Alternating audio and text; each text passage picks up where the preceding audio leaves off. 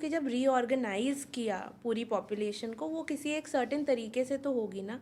जैसे कि आप रीऑर्गेनाइजेशन रिपोर्ट देखें, आई थिंक 1956, उसमें एक लाइन है अबाउट लैंग्वेजेस कि हालांकि हम आपकी ज़बान को भी रखते हैं, we give it value, but the interest of the nation is always higher.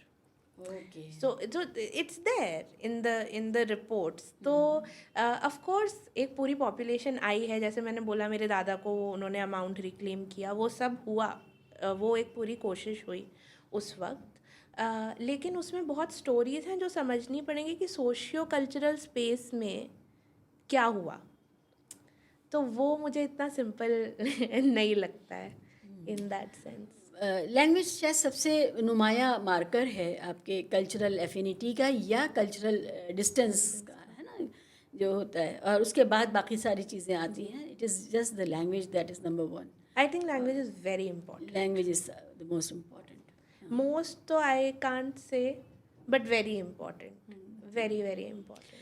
अब देखिए, भारत के सदर्न स्टेट्स का रीऑर्गेनाइजेशन जो हुआ वो भी लैंग्वेज के बेस पे हुआ।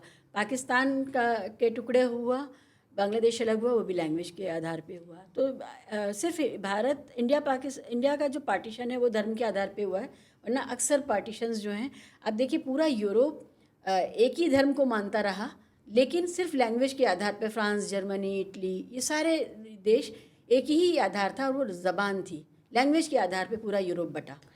तो लैंग्वेज, क्योंकि वो कम्युनिकेशन का मीडियम है ना, तो शायद इसीलिए वो सबसे अहम होता है।